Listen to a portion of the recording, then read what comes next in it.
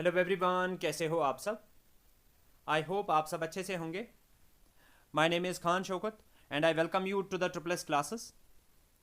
जैसे कि आपको पता है कि हमने एक नई लेक्चर सीरीज़ की शुरुआत की है regarding your F double exam. और इस एग्जामिनेशन के लिए मैं आपको 3 मॉड्यूल्स कवर करवा रहा हूँ। One is your computer, second is statistics and the third one is mathematics. और ये इस लेक्चर सीरीज़ का हमारा लेक्चर नंबर 3 रहेगा। अगर इससे पहले वाले 2 लेक्चर्स अभी तक आपने नहीं देखे हैं, आप प्ले लिस्ट में जा सकते हो, वहाँ पे आपको इसके दोनों लेक्चर्स मिल जाएंगे। और जैसे कि मैंने आप सबके साथ प्रॉमिस किया था कि आने वाले लेक्चर्स में मैं नंबर ऑफ़ क्वेश्चंस इंक्रीज़ करने की कोशिश करूँगा। तो आज के बाद जो भी मेरे एंड से आपको लेक्चर मिल जाएगा उसमें मैं 30 MCQs डिस्कस करने की कोशिश करूँगा, जिसमें से 10 क्वेश्चन होंगे from the computer module, 10 question होंगे फ्रॉम द स्टैटिस्टिक्स मॉड्यूल और 10 क्वेश्चन होंगे from the mathematics module. Lecture को शुरू करने से पहले I request you all to subscribe to this channel and do not forget to like and share the video. एक और इम्पॉर्टेंट चीज़ आपके लिए, दैट इज़ अगर आप FAA एग्ज़ाम के लिए सीरियसली प्रिपेयर कर रहे हो, प्रिपरेशन के साथ साथ अपने आप को एनालाइज करना भी काफ़ी ज़्यादा इंपॉर्टेंट है। और वो अपने आप को एनालाइज आप कैसे कर सकते हो, by giving as many mock test as possible. ठीक है, तो ये आपके सामने मॉक टेस्ट का शेड्यूल है। आप ट्रिपल एस ऐप को डाउनलोड कर सकते हो, वहाँ पे आप इन सभी मॉक टेस्ट्स की फैसिलिटी अवेल कर सकते हो काफ़ी नॉमिनल से फ़ी पे। तो चलिए हम शुरू करते हैं आज की क्लास को, starting with our question number 1। Which of the following electronic component is not part of integrated circuit. आपको बताना है इनमें से कौन सा इलेक्ट्रॉनिक कंपोनेंट पार्ट नहीं होता है इंटीग्रेटेड सर्किट का। क्वेश्चन नंबर 1 का करेक्ट आंसर रहेगा option D, that is vacuum tubes.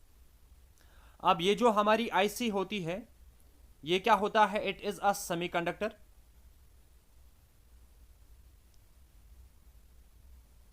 Semiconductor wafer,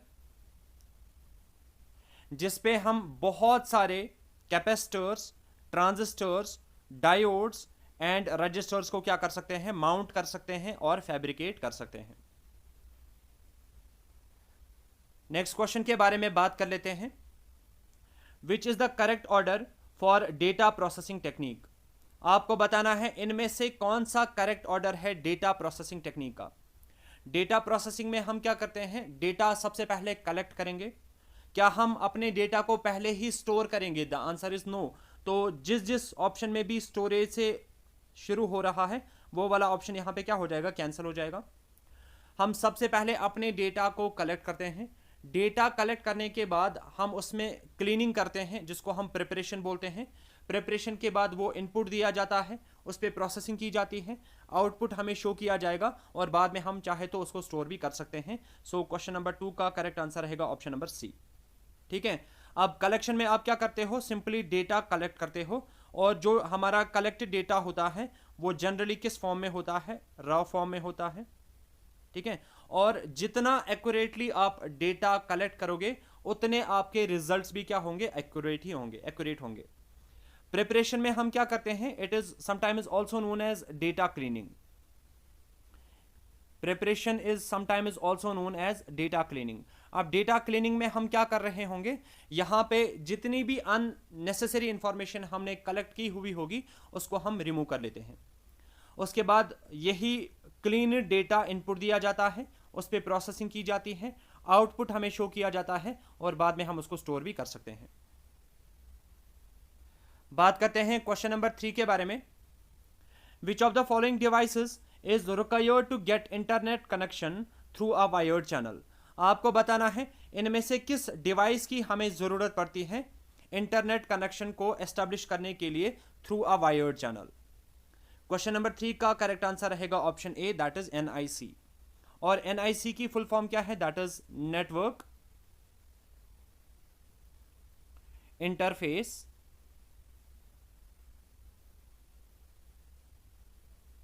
card.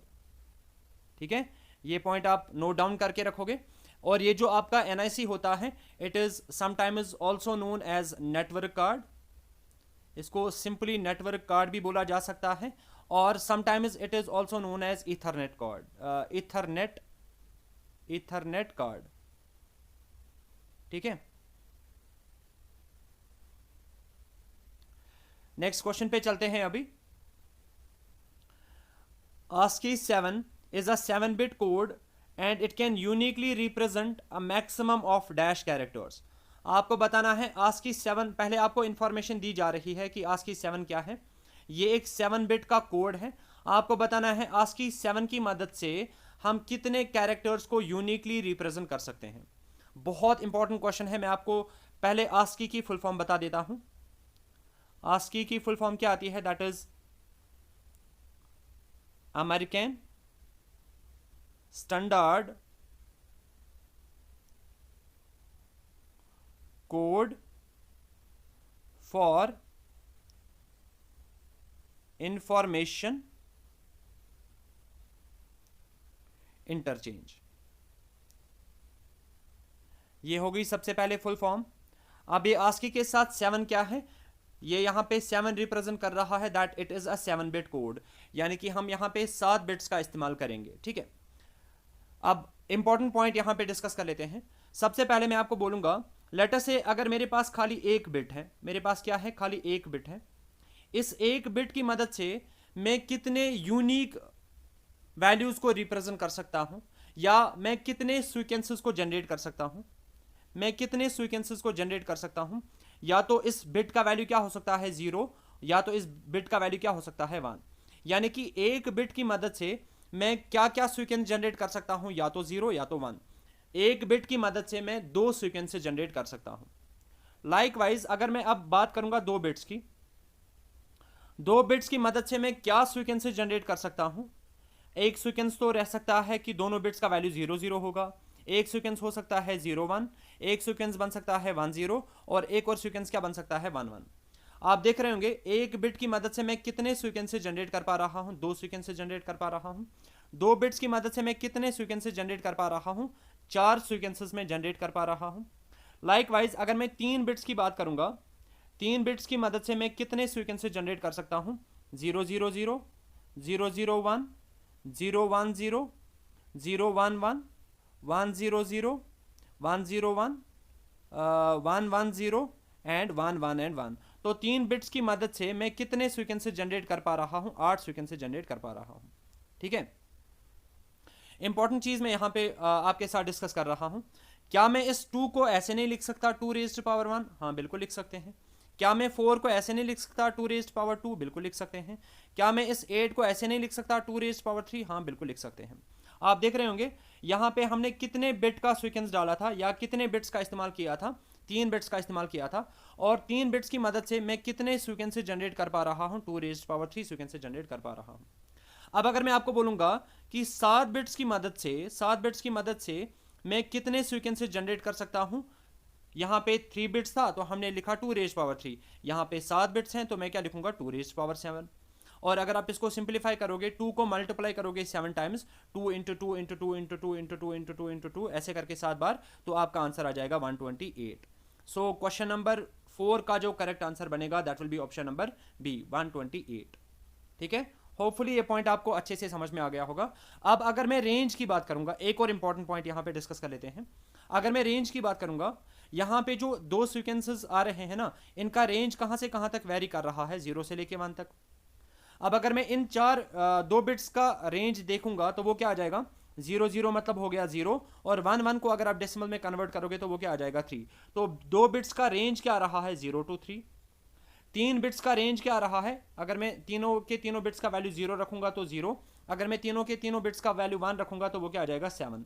तो 3 बिट्स का रेंज क्या आ रहा है? 0 to 7।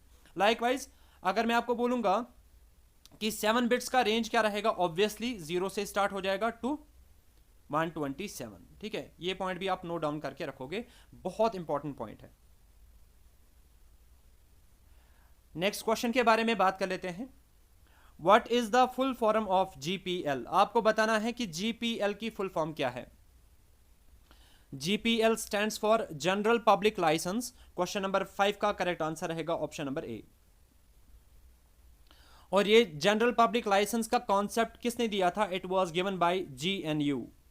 ठीक है, जीएनयू। और जीएनयू की फुल फॉर्म क्या आती है? That is GNU's not Unix. ठीक है, और जो GPL लाइसेंस है, it is the most commonly used licensing system in open source softwares. Next question के बारे में बात कर लेते हैं। मैच द फॉलोइंग वाला क्वेश्चन है, आप यहां पे डायरेक्टली इसका आंसर दे सकते हो। ऑपरेटिंग सिस्टम इनमें से कौन सा है? क्या गूगल ऑपरेटिंग सिस्टम है? नो। क्या ओपेरा मिनी ऑपरेटिंग सिस्टम है? नहीं है। अवास्ट भी नहीं है। तो ऑपरेटिंग सिस्टम इनमें से कौन सा आता है? लिनक्स। तो एक किसके साथ मैच हो रहा है? 4 के साथ। तो ऑप्शन नंबर डी तो पहले ही एलिमिनेट हो जाएगा। अब इनमें से सर्च इंजन कौन सा है? गूगल। तो बी के साथ क्या आएगा? 1। ठीक है, बी के साथ क्या आएगा? 1। वेब ब्राउजर कौन सा है? Opera mini. और एंटीवायरस कौन सा है? अवास्ट। सो क्वेश्चन नंबर 6 का जो करेक्ट आंसर रहेगा that will be option number B. ठीक है, बहुत बेसिक सा क्वेश्चन है, होपफुली ये पॉइंट आपको अच्छे से पता होगी ऑलरेडी। नेक्स्ट क्वेश्चन के बारे में बात कर लेते हैं। Which of the following devices provide the communication between the computer and the outer world? आपको बताना है इनमें से कौन सा डिवाइस इस्तेमाल किया जाता है for the purpose of communication between the computer and the outside world. Common sensical question है, बहुत इजी सा क्वेश्चन है। क्वेश्चन नंबर 7 का करेक्ट आंसर रहेगा option C, that is IO। IO stands for input output. हम input output devices का इस्तेमाल करते हैं कंप्यूटर के साथ कम्युनिकेट करने के लिए। और ये जो हमारे इनपुट आउटपुट डिवाइसेस होते हैं ना, they are sometimes also known as peripheral devices. बात करते हैं क्वेश्चन नंबर 8 के बारे में। A bus that connects major components of a computer is called. आपको बताना है कि कंप्यूटर सिस्टम में कौन सी बस इस्तेमाल की जाती है मेजर कंपोनेंट्स को आपस में कनेक्ट करने के लिए। उस बस को हम क्या बोलते हैं? यूटिलिटी बस, सिस्टम बस, इंस्ट्रक्शन बस और none of the above. Question number 8 का करेक्ट आंसर रहेगा option B, that is system bus. ठीक है, और अगर मैं बसेस की बात करूंगा ना, कंप्यूटर सिस्टम में हम 3 टाइप्स ऑफ बसेस का इस्तेमाल करते हैं। एक बस होती है जिसको हम बोलते हैं डेटा बस। दूसरी टाइप ऑफ बस जो हम इस्तेमाल करते हैं that is known as address bus. And the third type of bus is known as control बस।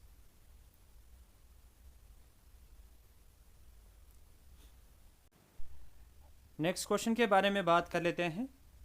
What is the shortcut key to open font dialog box in MS Word? आपको बताना है MS वर्ड में हम कौन सा shortcut की इस्तेमाल करते हैं फॉन्ट डायलॉग बॉक्स को ओपन करने के लिए। क्वेश्चन नंबर 9 का करेक्ट आंसर रहेगा option D, that is Ctrl+D। अब अगर मैं बाकी ऑप्शंस के बारे में आपको थोड़ा सा बताने की कोशिश करूंगा। Ctrl+F इस्तेमाल किया जाता है find and replace dialog box को ओपन करने के लिए। लाइकवाइज Alt+Ctrl+D इस्तेमाल किया जाता है डॉक्ड मोड में स्विच करने के लिए। और Alt+F का इस्तेमाल किया जाता है फाइल मेन्यू को ओपन करने के लिए। हाउएवर क्वेश्चन नंबर 9 का करेक्ट आंसर रहेगा option number D. Next question के बारे में बात कर लेते हैं। Which operator is used for absolute cell referencing in MS Excel? आपको बताना है MS Excel में एब्सोल्यूट सेल रेफरेंसिंग के लिए किस ऑपरेटर का इस्तेमाल किया जाता है। पहले मैं आपको बता देता हूं कि ये एब्सोल्यूट सेल रेफरेंसिंग का मतलब क्या होता है। ये एक सेल रेफरेंसिंग होती है, it is a cell reference. मैं यहां पे प्रॉपरली लिखूंगा where column and row coordinates remain constant. जहां पे आपको क्या करना होगा, कॉलम और रो कोऑर्डिनेट्स अगर आपको कांस्टेंट रखने होंगे ना, तो उस टाइम पे आप किस रेफरेंसिंग का इस्तेमाल करते हो? एब्सोल्यूट सेल रेफरेंसिंग का इस्तेमाल कर लेते हो। और आप उस पर्पस के लिए कौन सा ऑपरेटर यूज करते हो? क्वेश्चन नंबर 10 का भी करेक्ट आंसर रहेगा ऑप्शन डी, दैट इज $। ठीक है, एज एन एग्जाम्पल अगर मैं यहां पे लिखूंगा लेट अस से B3, ठीक है, तो ये एक सेल रेफरेंस है, ये एक सेल रेफरेंस है। और इसको एब्सोल्यूट सेल रेफरेंस बनाने के लिए मैं क्या लिखूंगा? $B $3। इसकी वजह से ये क्या बन जाएगा, एब्सोल्यूट सेल रेफरेंस बन जाएगा। तो होपफुली कंप्यूटर के सारे 10 क्वेश्चंस आपको अच्छे से समझ में आ गए होंगे। अब हम बात करते हैं नेक्स्ट मॉड्यूल के बारे में, which is statistics, starting with our question number 11। The person who conducts the statistical inquiry for further statistical analysis is known as. आपको बताना है उस पर्सन को हम क्या बोलते हैं जो कि स्टैटिस्टिकल इंक्वायरी को कंडक्ट कर लेता है, उसको बोला जाता है इन्वेस्टिगेटर। क्वेश्चन नंबर 11 का करेक्ट आंसर रहेगा ऑप्शन ए। और अगर मैं ऑप्शन बी और सी की बात करूंगा ना, they are one of the same things. Respondent is sometimes also known as informant. और ये कौन सा होता है, ये वो पर्सन होता है जिससे हम इंफॉर्मेशन लेते हैं। रेस्पोंडेंट और इंफॉर्मेंट क्या है, ये पर्सन होता है from whom information is collected।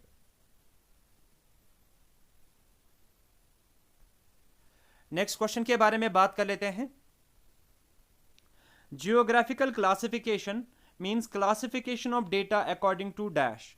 आपको बताना है जियोग्राफिकल क्लासिफिकेशन में हम डेटा को क्लासिफाई करते हैं on the basis of what. हम डेटा को क्लासिफाई करते हैं on the basis of location. Question number 12 का करेक्ट आंसर रहेगा ऑप्शन सी। ठीक है, अब आप मुझे बताओ टेम्पोरल क्लासिफिकेशन में हम क्लासिफिकेशन किस बेसिस पे करते हैं।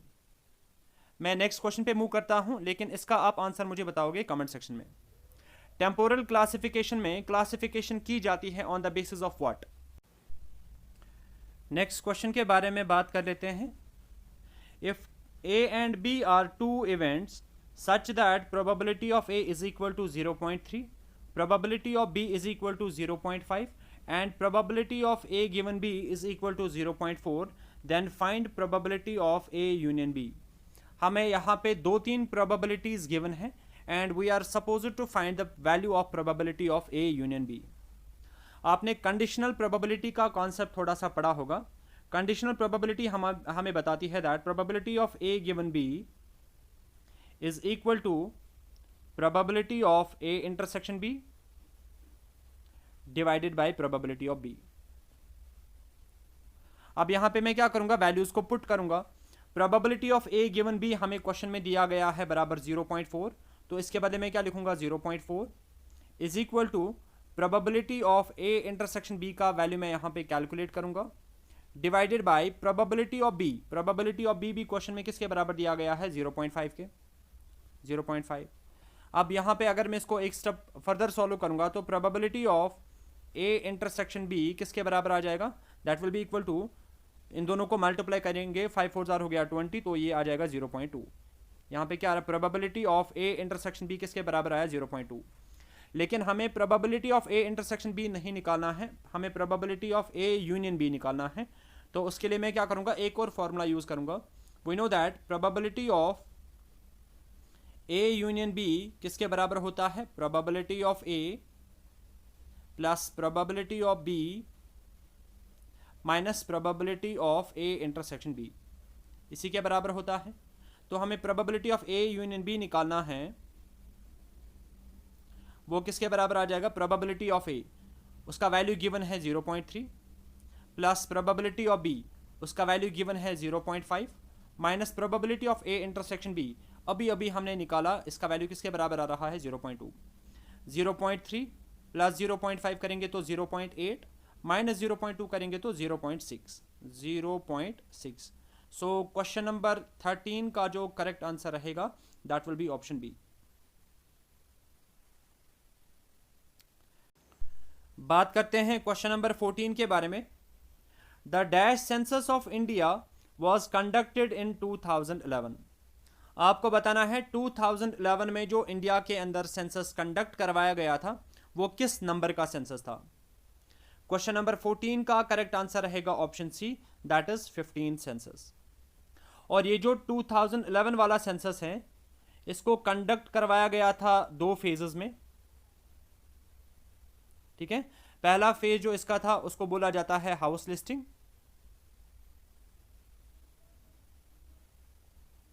और जो दूसरा फेज था वहां पे क्या किया गया था दूसरे फेज में? पॉपुलेशन इनोमरेशन।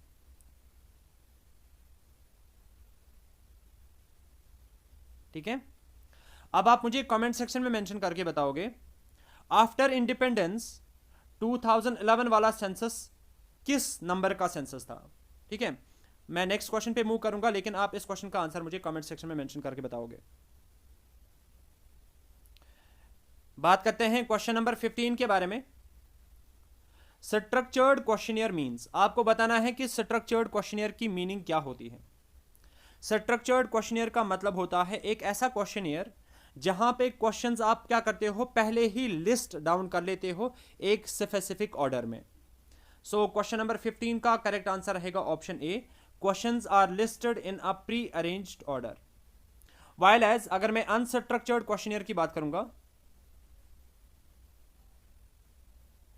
अनस्ट्रक्चर्ड क्वेश्चनियर का मतलब हो गया एक ऐसा क्वेश्चनियर जहां पे इन्वेस्टिगेटर, रिसर्चर किसी भी ऑर्डर में, किसी भी सीक्वेंस में क्वेश्चंस पूछ सकता है बेस्ड ऑन हिज फ्रीडम। सो ये अनस्ट्रक्चर्ड क्वेश्चनियर की डेफिनेशन रहेगी। बात करते हैं क्वेश्चन नंबर 16 के बारे में।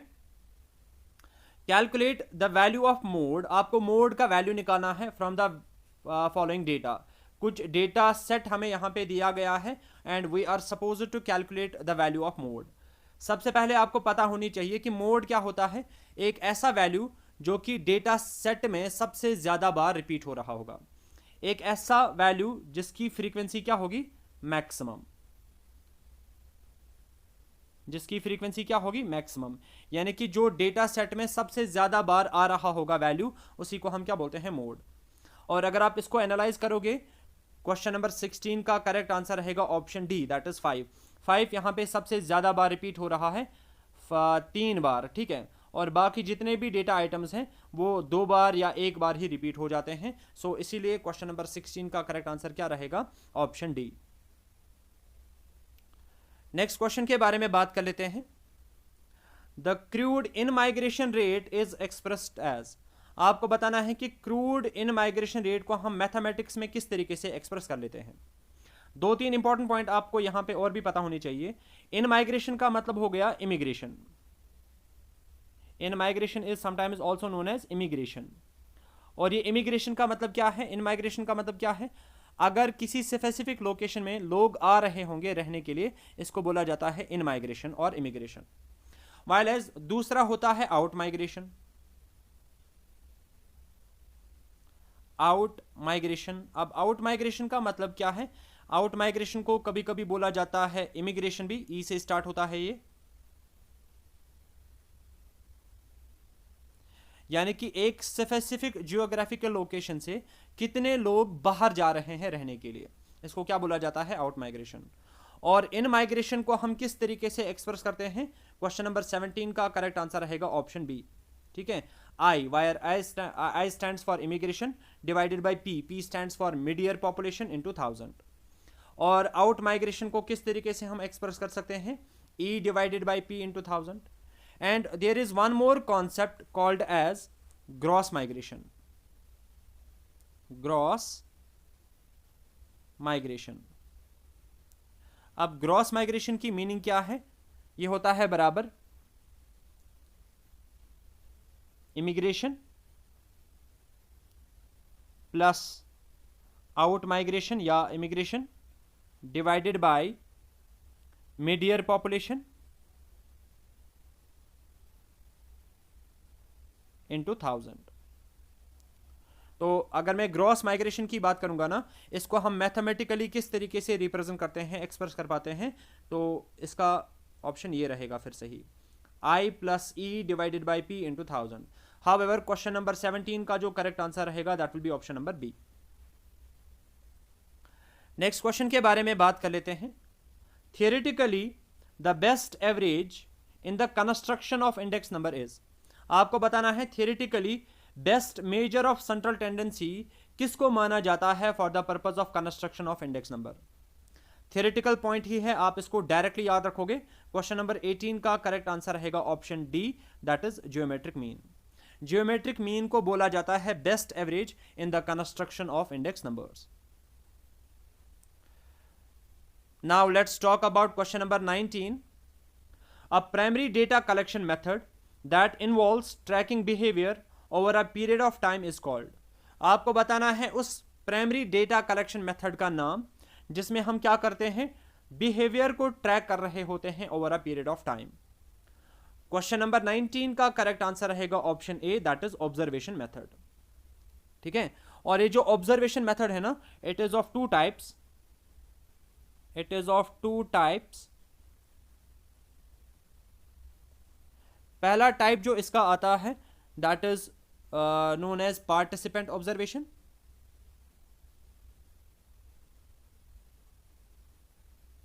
Participant observation. And the second type is known as non-participant observation. ठीक है, पार्टिसिपेंट ऑब्जर्वेशन में क्या होता होगा, यहां पे जो ऑब्जर्वर होता है वो खुद पार्ट होता है फिनोमेना का, while as non participant observation में क्या होता है, ऑब्जर्वर खुद पार्ट नहीं होता है उस एनवायरनमेंट का, उस फिनोमेना का. बात करते हैं स्टैटिस्टिक्स मॉड्यूल के लास्ट क्वेश्चन के बारे में. Which of the following term is used to represent the data which is measured in terms of some quality or qualities. आपको बताया जा रहा है अगर हम डेटा को मेजर करेंगे in terms of some quality और क्वालिटीज तो उसको हम क्या बोलते हैं, उसके लिए हम कौन सी टर्म इस्तेमाल करते हैं. क्वेश्चन नंबर 20 का करेक्ट आंसर रहेगा option B, that is attribute. Attribute की लिटरल मीनिंग ही आती है क्वालिटी. ठीक है, तो होपफुली स्टैटिस्टिक्स मॉड्यूल के भी 10 के 10 क्वेश्चंस आपको अच्छे से समझ में आ गए होंगे. Now let's talk about question number 21. यहां से अब सारे के सारे क्वेश्चंस होंगे from the mathematics module. Mister x is arranging 36 identical squares in the form of a different rectangle. How many different types of rectangles can mister x make with these squares. Mister x के पास क्या है, 36 identical squares हैं, same type of squares हैं. अब ये इन्हीं 36 squares का इस्तेमाल करके different different types of rectangles बनाने की कोशिश कर रहा है. आपको बताना है कि मिस्टर एक्स इन 36 आइडेंटिकल स्क्वायर्स का इस्तेमाल करके कितने डिफरेंट टाइप्स ऑफ रेक्टेंगल्स बना सकता है. देखो, एक तरीका ये हो सकता है कि वो सारे के सारे आइडेंटिकल स्क्वायर्स को क्या करेगा, एक ही लाइन में जोड़ेगा ऐसे करके. तो ये भी तो फाइनली एक रेक्टेंगल बन रहा है ना, ये भी एक रेक्टेंगल बन रहा है. तो इस रेक्टेंगल को बनाने के लिए इसने क्या कर लिया, एक ही लाइन में इन सारे के सारे 36 आइडेंटिकल स्क्वायर्स को जोड़ दिया. तो ये एक तरीका हो गया.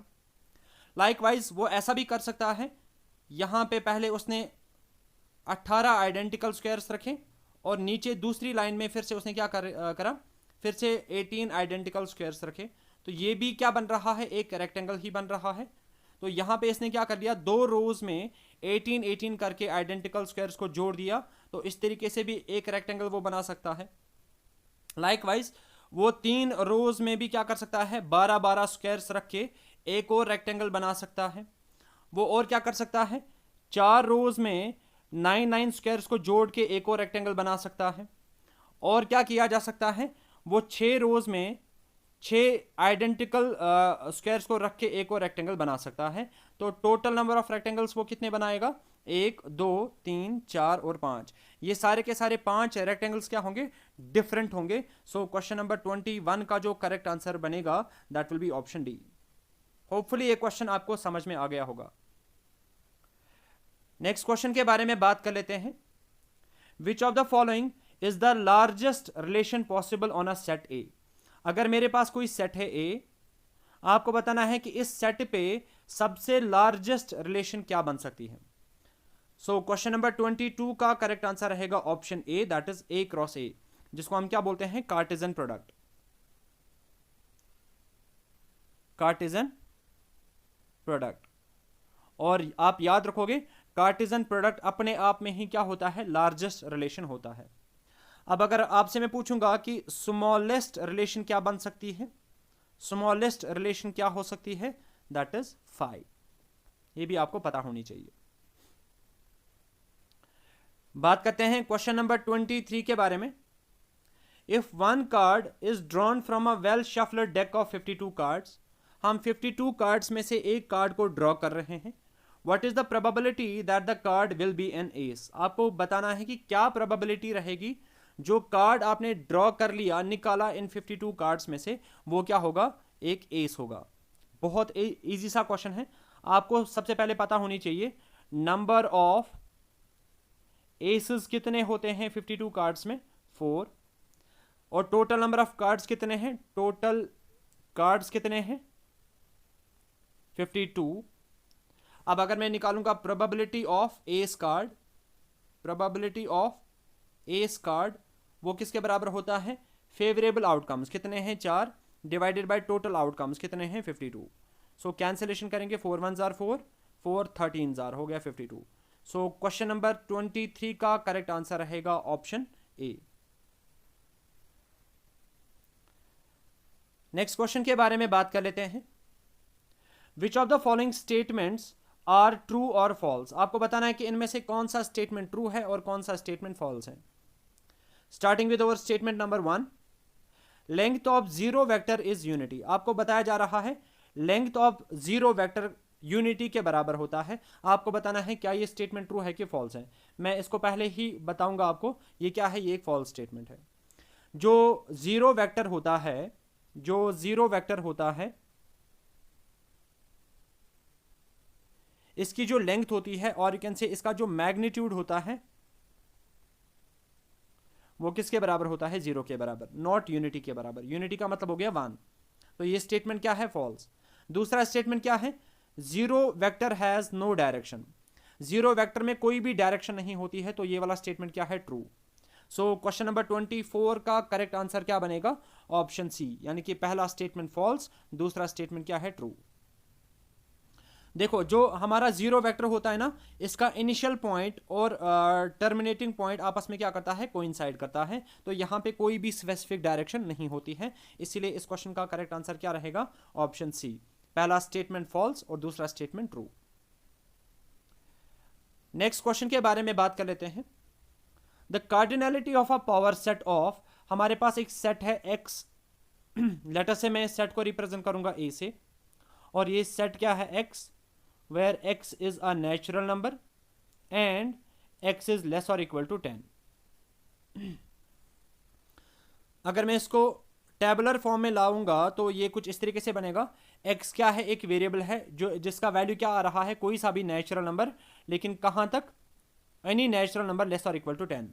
तो नेचुरल नंबर 1 से स्टार्ट होते हैं, 1 2 3 4 5 6 7 8 9, क्योंकि इक्वलिटी साइन भी आ रहा है तो यहाँ पे 10 भी आ जाएगा। तो ए हमारा एक ऐसा सेट है जिसमें हमारे पास एलिमेंट्स हैं फ्रॉम 1 to 10। ये इंपॉर्टेंट पॉइंट है। अब नेक्स्ट पॉइंट जो कि आपको पता होनी चाहिए, अगर मेरे पास कोई सेट है और अगर इसकी कार्डिनलिटी क्या है? n। अगर इसकी कार्डिनलिटी क्या है? n के बराबर, then the cardinality of power set of A, अगर मैं पावर सेट ऑफ ए की कार्डिनलिटी निकालूंगा ना, वो होती है बराबर 2 raised to power n, वो होती है बराबर 2 raised to power n। इस वाली एग्जाम्पल में a का वैल्यू क्या आ रहा है? a का वैल्यू आ रहा है बराबर 10 के। और अगर मैं cardinality of power set of a निकालूंगा, वो किसके बराबर आ जाएगा? वो आ जाएगा बराबर 2 raised to power 10, क्योंकि n का वैल्यू यहाँ पे क्या आ रहा है? 10। 2 raised to power 10 करेंगे तो वो क्या आ जाएगा? 1024, 1024। सो क्वेश्चन नंबर 25 का करेक्ट आंसर रहेगा ऑप्शन सी। अगर आपको इस वाले पॉइंट में कोई भी डाउट आ रहा है, मैंने ऑलरेडी आपको सेट थ्योरी की एमसीक्यू सीरीज करवाई हुई है, आप ट्रिपल एस की प्लेलिस्ट में जा सकते हो, वहां पे आपको इसकी एक्सप्लेनेशन पूरी की पूरी मिल जाएगी। नेक्स्ट क्वेश्चन के बारे में बात कर लेते हैं। The sum of money lent out at compound interest will amount to rupees 968 in 2 years at 10% per annum. Interest is being charged annually. आपको क्या निकालना है? आपको निकालना है, हमें यहाँ पे अमाउंट, सबसे पहले मैं देखूंगा कि गिवन क्या क्या चीज़ें हैं। अमाउंट हमें यहाँ पे दिया गया है बराबर 968 के बराबर। टाइम पीरियड हमें फिर से यहाँ पे दिया गया है 2 साल, और रेट ऑफ इंटरेस्ट भी दिया गया है कितना? 10%। रेट ऑफ इंटरेस्ट भी क्या दिया गया है? 10%। आपको बताना है कि आपका प्रिंसिपल क्या रहेगा। यहाँ पे हमें क्या निकालना है, प्रिंसिपल का वैल्यू निकालना है। तो हम इसको कैसे कर सकते हैं, मैंने आपको एक शॉर्टकट मेथड बताया हुआ है। अगर आपको अमाउंट निकालना होगा, देखो प्रिंसिपल हमेशा अपने आप का क्या होगा, 100% होगा, क्योंकि यहां पे रेट ऑफ इंटरेस्ट क्या आ रहा है, 10%। तो पहले साल के बाद हमारा प्रिंसिपल कितना बनेगा, 110%। ठीक है, और दूसरे साल के बाद कितना बनेगा, फिर से मैं इसको क्या करूंगा, मल्टीप्लाई करूंगा एक बार फिर से, 110% ऑफ प्रिंसिपल। प्रिंसिपल का अमाउंट हमें नहीं पता है, प्रिंसिपल का वैल्यू हमें नहीं पता है, क्योंकि अमाउंट का वैल्यू हमें यहाँ पे दिया गया है बराबर 968 के। तो मैं वो यहाँ पे लिखूंगा 968 विल बी इक्वल टू, 0 से 0 कैंसिल, 0 से 0 कैंसिल, 11 करेंगे तो ये आ जाएगा 121p डिवाइडेड बाय 10 करेंगे तो वो क्या आ जाएगा, 100। ठीक है, इसको अगर मैं फर्दर सॉल्व करूंगा तो वैल्यू क्या आ जाएगा, 100 से इसको मल्टीप्लाई करेंगे तो ये आ जाएगा 121p will be equal to 968। 100 से मल्टीप्लाई करने के बाद यहाँ पे 2 जीरोस आ जाएंगे। 121 1000 अगर मैं करूंगा और यहाँ पे अगर मैं इसको काटूंगा तो ये 8 से कटेगा, ये 8 से कटेगा, तो प्रिंसिपल का वैल्यू किसके बराबर आ जाएगा, 8 और 2 जीरो साथ में हैं तो 800। सो क्वेश्चन नंबर 26 का करेक्ट आंसर बनेगा ऑप्शन सी। नेक्स्ट क्वेश्चन के बारे में बात कर लेते हैं। फाइंड द वैल्यू ऑफ के। आपको क्या करना है, के का वैल्यू कैलकुलेट करना है, और हमें यहां पे एक मैट्रिक्स दे दी गई है equal to K842K is a singular matrix, और साथ साथ में हमें यह भी बताया गया है ये जो मैट्रिक्स है ये क्या है, सिंगुलर मैट्रिक्स। सबसे पहला पॉइंट आपको पता होनी चाहिए, in case of singular matrix determinant of a matrix किसके बराबर होता है, 0 के बराबर। और हमें यहां पे एक मैट्रिक्स दे दी गई है A, जिसका वैल्यू किसके बराबर आ रहा है, K842K के बराबर। ठीक है, तो मैं यहां पे बोल सकता हूं आपको, ये हो गई हमारी इक्वेशन नंबर 1 और ये हो गई हमारी इक्वेशन नंबर 2। मैं बोल सकता हूं from first and second K842K इसका डिटर्मिनेंट किसके बराबर होगा, 0 के बराबर। बिल्कुल हम बोल सकते हैं, क्रॉस मल्टीप्लिकेशन करेंगे, अगर मैं यहां पे इसका डिटर्मिनेंट निकालूंगा तो क्या आ जाएगा, 2 1 जार हो गया 2, K इंटू के हो गया K स्क्वायर, बीच में आ जाएगा फॉर्मूला का माइनस, 4 8 जार करेंगे तो 4 8 जार किसके बराबर होता है, 32 सॉरी। ठीक है, तो यहाँ पे क्या आ जाएगा, -32 इज इक्वल टू क्या आ जाएगा, 0 के बराबर। अब इसमें भी 2 आ रहा है और इसमें भी 2 आ रहा है, अगर मैं 2 कॉमन निकालूंगा तो 2 को मैं कॉमन निकाल सकता हूँ आराम से। अंदर यहाँ पे बचेगा K स्क्वायर माइनस यहाँ पे क्या बचेगा, 16 इज इक्वल टू 0। अब अगर मैं ये 2 इज इक्वल टू के इस पार लेके जाऊंगा तो ये क्या आ जाएगा, 0 डिवाइडेड बाई 2, तो वो 0 के बराबर ही रहेगा। फाइनली यहाँ पे वैल्यू क्या बच रहा है, K square minus 16 is equal to 0, ऐसा कुछ। तो मैं बोल सकता हूँ K square is equal to -16, अगर मैं इज इक्वल टू के इस पार लेके जाऊंगा तो ये +16 बन जाएगा। फिर यहाँ पे मैं क्या कर सकता हूँ, K is equal to square को मैं अगर इज इक्वल टू के राइट साइड में लेके जाऊंगा तो ये अंडर रूट बन जाएगा, अंडर रूट ऑफ 16। तो K का वैल्यू किसके बराबर आ जाएगा, under root of 4 square. Square और रूट आपस में क्या हो जाएगा, कैंसिल, तो K का वैल्यू क्या बनेगा यहाँ पे 4। लेकिन आपको याद रखना है जब भी अंडर रूट होगा ना उस टाइम पे असल में साइन क्या आता है, प्लस माइनस। ठीक है, सो इसीलिए इस क्वेश्चन का जो करेक्ट आंसर बनेगा that will be option D. ठीक है, +-4। बात करते हैं क्वेश्चन नंबर 28 के बारे में। If the points having coordinates 1, 2, 0, 0 and A, B are collinear. हमें 3 पॉइंट्स दिए गए हैं और वो सारे के सारे 3 पॉइंट्स क्या है, कोलिनियर। कोलिनियर मतलब हो गया वो एक ही लाइन पे लाई कर रहे हैं। ठीक है, तो आपको बताना है कि इनमें से कौन सी रिलेशन एग्जिस्ट करेगी। ऑब्वियसली अगर तीनों के तीनों पॉइंट्स क्या है, कोलिनियर, अगर वो एक ही लाइन पे एग्जिस्ट कर रहे हैं तो उनके बीच में एरिया क्या होगा, अगर मैं यहां पे एरिया ऑफ ट्रायंगल निकालने की कोशिश करूंगा तो वो किसके बराबर होगा, 0 के बराबर। और हमें पता है एरिया ऑफ ट्रायंगल वाली फॉर्मूला क्या है, half of x1 into y2 minus y3 plus x2 into y3 minus y1 plus x3 into y1 minus y2,